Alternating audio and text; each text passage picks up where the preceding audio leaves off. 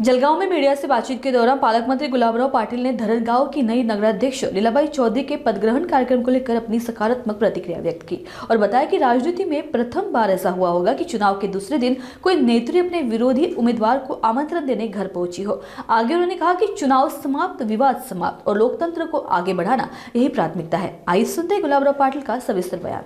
धरणगावच्या ज्या नगराध्यक्ष लीला चौधरी यांनी आपल्याला आमंत्रण दिलं होतं, आज तुम्ही ते आमंत्रण स्वीकारलं आहे आणि या ठिकाणी आगामी काळात धरणगावची कशी वाटचाल होईल?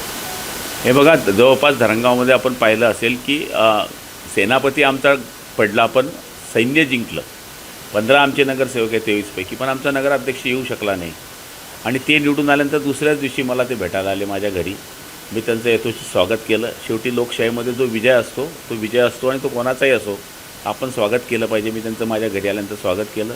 त्यांनी मला निमंत्रण दिलं होतं की आपण इथे या ठिकाणी धरणगावला माझ्या पदग्रहण समारंभाला या।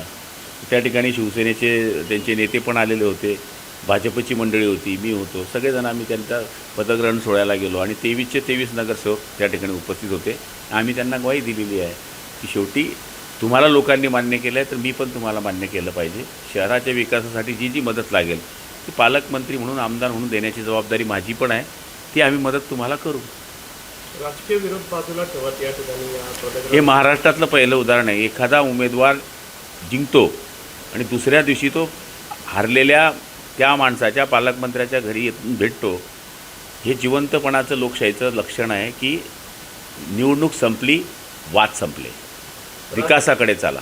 तर हे मला तरी वाटतं महाराष्ट्राने याचा बोध घेतला पाहिजे। असं चित्र आज धरणगावमध्ये होतं। 3-4 हजार लोक त्या कार्यक्रमाला उपस्थित होते।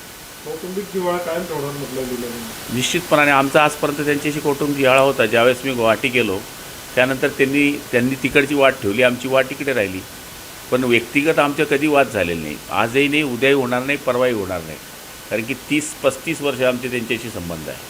त्यामुळे व्यक्तिगत संबंधांमध्ये कधीच बाधा येणार नाही। उद्याच्या दिवशी निवडणुकीमध्ये ते जिंकले, ते लोकांनी त्यांना मान्य केलं, आम्ही हारलो।